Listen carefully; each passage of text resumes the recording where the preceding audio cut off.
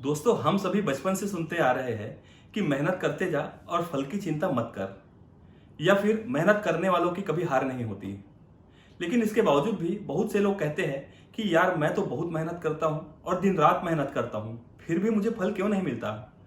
दोस्तों, क्या आप इसका कारण जानते हैं? क्या आपने कभी इस पर सोच या विचार किया है? दोस्तों, मेहनत दो प्रकार की होती है। पहला, जो आप मेहनत कर रहे हैं उसका डायरेक्शन सही है, या दूसरा, जो आप मेहनत कर रहे हैं उसका डायरेक्शन या तरीका गलत है। दोस्तों, दिन के 24 घंटे में सिर्फ अगर 8 घंटे ही सही तरीके से सही डायरेक्शन में काम किया जाए तो आपको परिणाम अच्छे मिलते हैं। अगर वहीं आपने मेहनत 18 घंटा किया 24 घंटे में से और आपका तरीका या डायरेक्शन गलत है तो आपको आपके मेहनत के अनुरूप आपको परिणाम नहीं मिल सकता। तो आज हम बात करेंगे वो कौन सी 5 गलतियां हैं जो रियल एस्टेट एजेंट करते हैं और कैसे उन गलतियों को सुधार कर एक सफल रियल्टर बन करके अपने रियल एस्टेट कारोबार को ऊंचाइयों तक ले जा सकते हैं।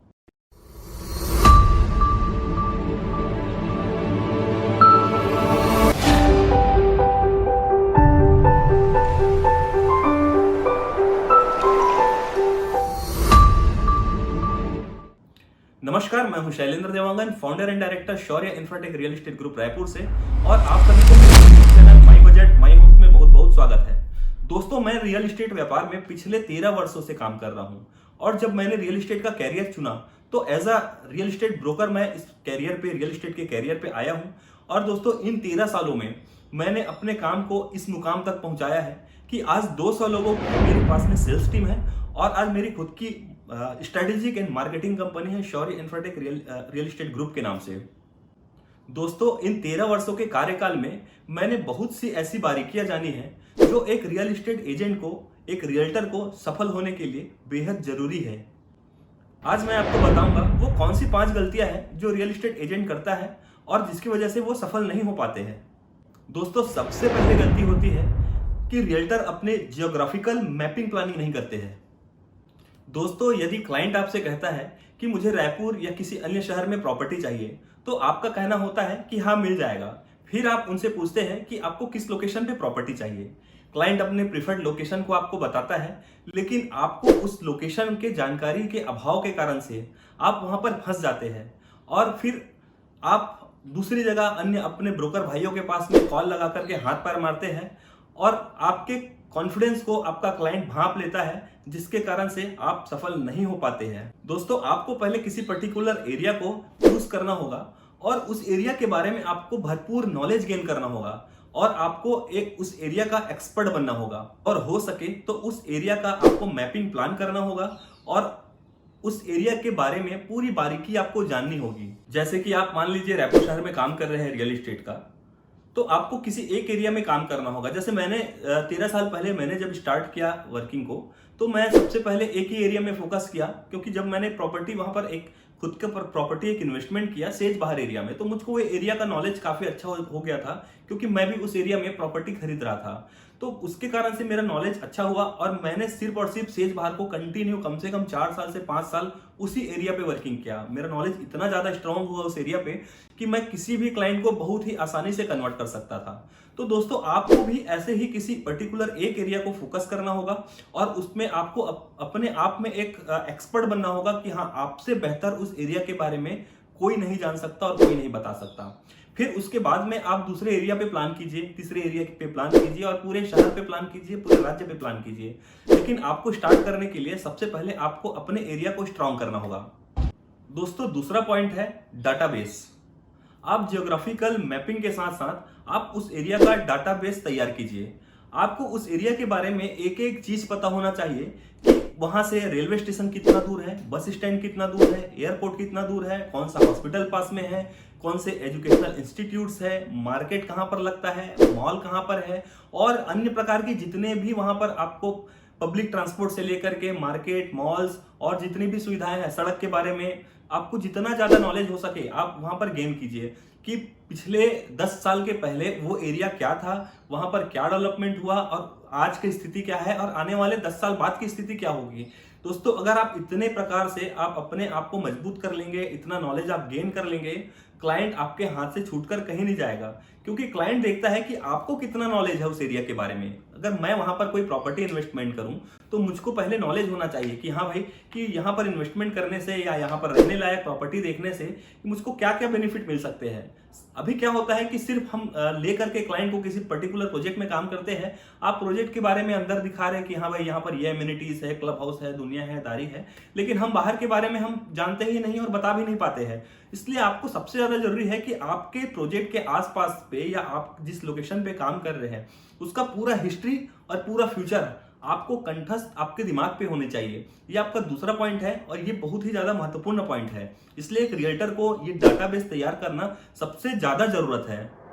दोस्तों अगला पॉइंट है प्रॉपर्टी सेगमेंटेशन। दोस्तों रियल एस्टेट एजेंट को या रियल्टर को अपने काम को सेगमेंटेशन के थ्रू स्पेसिफिक करना सबसे ज्यादा जरूरी है। अगर ये आप नहीं करेंगे तो आपको सफलता मिलना बहुत ही मुश्किल है। दोस्तों रियल एस्टेट का व्यापार बहुत ही बड़ा और बहुत ही व्यापक है। इसमें बहुत सारे सेगमेंट आते हैं, जैसे रेजिडेंशियल, कमर्शियल, इंडस्ट्रियल, एग्रीकल्चर, साथ ही रेंटल, सेल्स, प्रीलीज, बहुत सारे सेगमेंट होते हैं। इसमें आप यहाँ पर रियल्टर्स जो गलती करते हैं कि वो सभी चीजों को अपने हाथ पे लेकर के काम करने निकल जाते हैं, जिसके कारण से वो अपने ही आप में डाइवर्सिफाई हो जाते हैं और उनको उस तरीके का, उस लेवल का रिजल्ट नहीं मिल पाता है। दोस्तों एक रियल्टर को सबसे पहले अपना किसी एक स्पेसिफिक सेगमेंट पे स्पेशलाइजेशन हासिल करना होगा और उसमें इतना परिपक्व होना पड़ेगा कि जैसे कि हम अगर किसी एक डॉक्टर के पास जाते हैं, मान लीजिए मुझको कान में प्रॉब्लम है और मैं अगर हार्ट के डॉक्टर के पास चला गया, तो क्या वो हार्ट का डॉक्टर मेरे कान का इलाज करेगा? बिल्कुल नहीं। मुझको अगर हार्ट का इलाज कराना है तो हार्ट के डॉक्टर के पास जाना होगा, अगर कान का इलाज कराना है तो कान के डॉक्टर के पास जाना होगा। क्योंकि अगर हार्ट का डॉक्टर अगर हर चीज करने लग गया तो वो हार्ट स्पेशलिस्ट नहीं कहलाएगा। क्योंकि अगर आपको एज आप रियल एस्टेट एजेंट आप अगर रेसिडेंशियल में काम करते हैं तो आपको लोग अगर real estate expert, residential expert के बारे के नाम से जाने तो दोस्तों आप वहां पर अपने आप का नाम बना पाएंगे। और दूसरा, लोग आपको ढूंढते हुए खुद ही आएंगे कि हाँ रियल एस्टेट रेसिडेंशियल का एक्सपर्ट ABC जो आपका नाम होगा वो है। दोस्तों रियल एस्टेट इंडस्ट्री में जितने भी सेगमेंट है आपको उन्हें ब्रेक डाउन करना होगा और साथ ही आपको उनको छोटे छोटे सेगमेंट के रूप में, छोटे छोटे पीसेस के रूप में आपको डिवाइड करना होगा। जैसे कि आप रेसिडेंशियल में काम करते हैं तो रेसिडेंशियल में सेल है, रीसेल है, लीजिंग है, प्री लीजिंग है, ये अलग अलग सेगमेंट पे आपको डिवाइड करना होगा। और किसी एक पर्टिकुलर सेगमेंट को या एक पीस को उठा करके आप उसमें एक्सपर्टाइज हासिल कीजिए। मान लीजिए आप रेंट में काम करते हैं तो रेंट के बारे में जितनी भी जानकारी हो सकती है, जितना डॉक्यूमेंटेशन की जानकारी हो सकती है, जितना लीगल का जानकारी हो सकता है और उसके अलावा जो भी नॉलेज हो सके आप उसमें एक्सपर्ट हो जाइए। आप अगर उसमें एक्सपर्ट हो जाएंगे तो आपको अपने बिजनेस को करने में बहुत आसानी होगा और आप उस क्षेत्र में एक अकेले राजा के समान काम कर सकते हैं। मार्केट में जितनी भी लीड्स होती है पर्टिकुलर आपके पास आती है।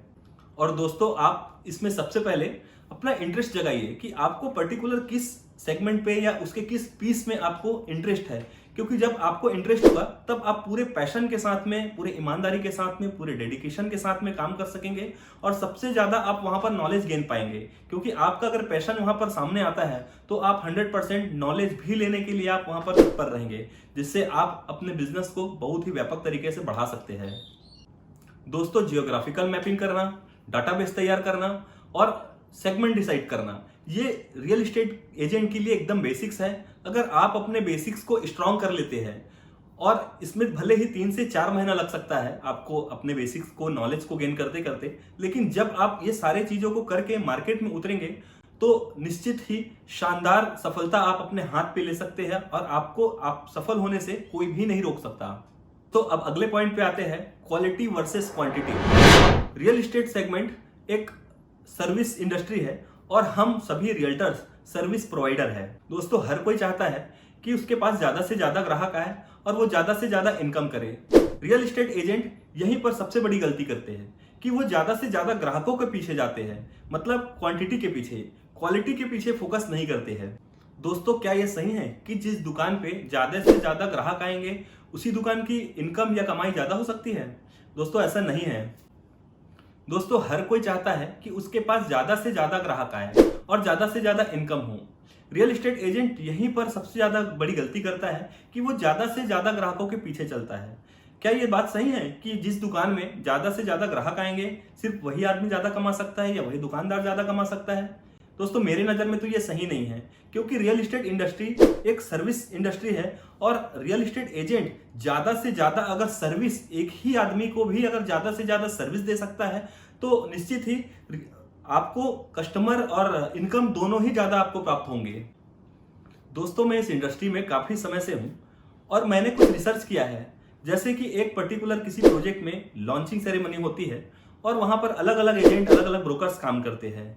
वही देखें कि अगर एक एजेंट है जो 3 दिनों के अंदर में, 3 दिनों का लॉन्चिंग होता है और उन 3 दिनों के अंदर में 50 से भी अधिक साइट विजिट करा दिया होता है, और एक दूसरा जो एजेंट होता है वो 3 दिनों के अंदर 15 से 16 विजिट कराया होता है। अब आप निश्चित ही कहेंगे कि डील किसने ज्यादा क्लोज किया होगा, कि जिसने ज्यादा विजिट कराया है। लेकिन दोस्तों मैं आपको सही बताऊं तो डील उसने ज्यादा किया है जिसने सिर्फ 15-16 ही विजिट कराया है। 50 साइट विजिट वाले क्लाइंट का 2 से 3 डील हुआ और 15-16 विजिट वाले ब्रोकर का 7 से 8 डील हुआ। दोस्तों ऐसा क्यों हुआ आप बताइए? मैं आपको बताता हूं। ऐसा इसलिए हुआ क्योंकि जो 50 विजिट वाला जो एजेंट है वो दिन रात बहुत कड़ी मेहनत किया, बहुत तरीके से सोशल मीडिया में कैंपेनिंग किया या डोर टू डोर किया या कैनोपी एक्टिविटी किया, हर तरीके से क्लाइंट को उठा करके अपने साइट में विजिट कराया। लेकिन जो कम विजिट कराया उस बंदे ने लॉन्चिंग से पहले के पूरे डेटाबेस में अपना वर्किंग स्टार्ट किया और बहुत पुराने समय के क्लाइंट्स लोगों के साथ में अपना एक अच्छा रिलेशन मेंटेन करते करते वो उन्हीं लोगों को टारगेट किया जो उस प्रॉपर्टी को लेने के लिए सक्षम थे और उन्हीं लोगों को ही 15-16 लोगों को विजिट कराया। दोस्तों सबसे बड़ी चीज ये होती है कि मैं अगर 3 दिन में अगर 50 लोगों को साइट विजिट करा दिया तो मेरा फोकस 50 लोगों की तरफ बढ़ जाएगा कि मैं एक क्लाइंट को विजिट करा रहा हूं और उसी समय दूसरे क्लाइंट का कॉल आ गया कि भैया मुझको भी विजिट करना है, तो मेरा माइंड डाइवर्ट हो जाएगा वहां पर और मैं ना ही इस क्लाइंट को संभाल पाऊंगा ना ही दूसरे क्लाइंट को संभाल पाऊंगा। या फिर किसी तीसरे जगह का कोई तीसरा क्लाइंट का कॉल आ गया मेरे पास में कि सर मुझको जो है दूसरे साइट्स को देखना है, तो मेरा दिमाग फिर डाइवर्ट हो जाएगा। पर कम से कम क्लाइंट्स पे ये हुआ कि मैं अपने फोकस को 3 दिनों के अंदर पूरा बरकरार रखा। अगर मैंने पर डे 5-6 विजिट भी कराया तो मैं अगर 5-6 घंटा भी एक दिन में काम कर रहा हूं तो प्रति घंटा पर व्यक्ति के हिसाब से मैं अपने समय को पूरी तरीके से उसी व्यक्ति के ऊपर फोकस रख पाया जो उस प्रॉपर्टी को लेने के लिए सक्षम हो। और मैंने उस एजेंट के बारे में बता रहा हूं और उसने जो है 7-8 डील इसीलिए क्लोज किया क्योंकि वो पर्टिकुलर उन्हीं लोगों के लिए फोकस था जो उस प्रॉपर्टी को लेने के लिए सक्षम थे और ऑलरेडी उनका डेटाबेस बना हुआ था। जबकि दूसरा व्यक्ति कैनोपी में आते जाते, डोर टू डोर आते जाते उठा करके साइट विजिट पे ले गया और उसका उस तरीके से रिजल्ट नहीं आ पाया। तो दोस्तों आपको क्वालिटी वर्सेस क्वांटिटी में अंतर समझ आना चाहिए, वरना सिर्फ आप मेहनत ही करते रह जाएंगे और आपको रिजल्ट उस तरीके से नहीं मिल पाएगा। दोस्तों रियल एस्टेट एजेंट को सफल होने के लिए 5वां और सबसे महत्वपूर्ण टॉपिक या पॉइंट मैं बताऊं वो है लर्निंग और एजुकेशन। आज रियल एस्टेट बाजार के तौर तरीके और रूपरेखा में बहुत से बदलाव आ चुके हैं। पहले एक रियल एस्टेट एजेंट को ब्रोकर या दलाल कहा जाता था और उनका रहन सहन भी अभी के भांति बहुत ही अलग था। तब रियल एस्टेट मार्केट में इस तरीके से कंपटीशन नहीं था और रियल एस्टेट मार्केट पूरी तरीके से अनऑर्गेनाइज था। सन 2010 के बाद में रियल एस्टेट मार्केट में एक अलग ही तरीके से रिवॉल्यूशन देखने को मिला और यहाँ पर नए लोग जो कि पढ़े लिखे और अलग अलग फील्ड से आए हुए लोग इस रियल एस्टेट सेक्टर को बहुत ही ऑर्गेनाइज तरीके से बनाने में लगभग सफल हो चुके हैं। अब रियल एस्टेट मार्केट में MBA, MSc, MTech, IIT और 12वीं से लेकर के ऊपर और पढ़े लिखे लोग भी रियल एस्टेट मार्केट में आ चुके हैं और अलग अलग तरीके से अपने आप को बहुत ऑर्गेनाइज वे से काम कर रहे हैं। हमारे रियल एस्टेट में आज महिलाएं भी आज बहुत ही अच्छे शिखर पर है और बहुत ही अच्छे तरीके से काम करके आत्मनिर्भर है।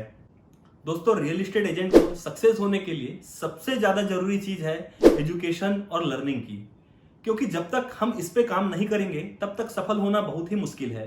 क्योंकि आज मार्केट में कंपटीशन भी ज्यादा है और कस्टमर, आज का जो ग्राहक है, आज का जो क्लाइंट है, आज का जो कस्टमर है वो हमसे भी कहीं ज्यादा गुना अवेयर है और उनको हमसे भी कहीं ज्यादा गुना रियल एस्टेट के बारे में नॉलेज है।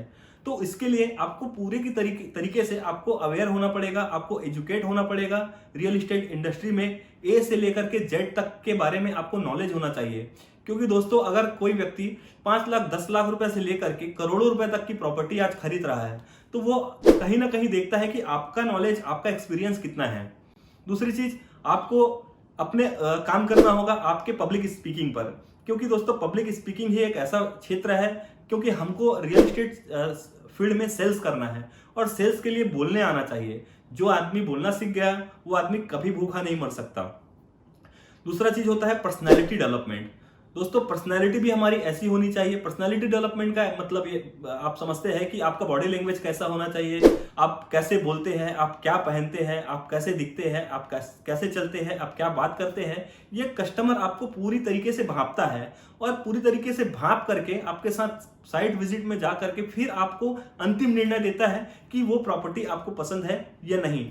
अगर किसी भी प्रकार से आप वहां पर अनफिट पाते हैं तो क्लाइंट को डाउट हो जाता है, क्लाइंट को आप कॉन्फिडेंस में नहीं ले पाते हैं और वो छोटी सी गलती के कारण से आपका डील आपके हाथ से चूक जाता है। साथ ही दोस्तों जैसे कि रियल एस्टेट इंडस्ट्री में लीड्स की जरूरत होती है, डेटाबेस की जरूरत होती है। आपको आज के युग में जो काम हम कर रहे हैं उस पर आपको टेक्नोलॉजी का ध्यान ज्यादा रखना पड़ेगा। आपको अपने आप को टेक्नोलॉजी के थ्रू बहुत ज्यादा ले जाना पड़ेगा, क्योंकि आपको जो लीड चाहिए वो कहीं ना कहीं यहीं से चाहिए। इस टॉपिक में भी हम अभी वर्किंग करेंगे आगे चल करके, कुछ वीडियोस उसके लिए भी बना रहा हूं कि आपको लीड कैसे जनरेशन करना है और किस किस तरीके से आप लीड जनरेट कर सकते हैं, चाहे पेड हो, चाहे अनपेड हो, चाहे फ्री में हो। आपको लीड बहुत आसानी से जनरेट करने की इस पे हम एजुकेशन का वीडियो बना रहे हैं। तो दोस्तों यदि आपको इस फील्ड में आगे बढ़ना है तो आपको एजुकेशन और लर्निंग की बहुत ही ज्यादा जरूरत है। कहा गया है learning is the most important thing of earning, मतलब जो सीखेगा वही जीतेगा। तो दोस्तों ये मेरा सारा आज का टॉपिक पूरा होता है। तो आज के इस वीडियो में मैं आपको बताने की कोशिश किया हूं कि कैसे आप अपनी कुछ गलतियों को अपने स्ट्रेंथ में कन्वर्ट करके अपने आप को एक सफल रियल्टर बना सकते हैं। आपको सबसे पहले सेगमेंट चूज करना होगा, फिर उसके बाद जियोग्राफिकल प्लानिंग करना होगा, डाटाबेस तैयार करना होगा, क्वालिटी वर्सेस क्वांटिटी का मतलब समझना होगा और आपको एजुकेशन लेना होगा। दोस्तों अगर आप इतने चीजों को कर लिए तो आपको एक सफल रियल्टर बनने से कोई भी नहीं रोक सकता। तो दोस्तों आज के मेरे इस वीडियो में इतना ही। मैं इसके आगे का पार्ट भी बना रहा हूं जिसमें मैं बताऊंगा कि एक रियल्टर को क्या करना चाहिए और क्या नहीं करना चाहिए। तो दोस्तों अगर ये मेरा वीडियो आपको अच्छा लगा हो तो प्लीज इस चैनल को सब्सक्राइब, लाइक और शेयर अवश्य करें और साथ ही बेल आइकॉन को प्रेस करके नोटिफिकेशन ऑन कर ले। और आपका अगर कोई भी प्रकार का सुझाव हो या आप कुछ जानकारी देना चाहते हो तो प्लीज मुझे कमेंट बॉक्स में कमेंट जरूर कीजिएगा। आप सभी के प्यार के लिए और आप सभी को अपना कीमती समय देने के लिए बहुत बहुत धन्यवाद। तो दोस्तों विदा लेता हूं आपसे। हम फिर मुलाकात करेंगे नए वीडियो में नए टॉपिक के साथ। अभी के लिए नमस्कार।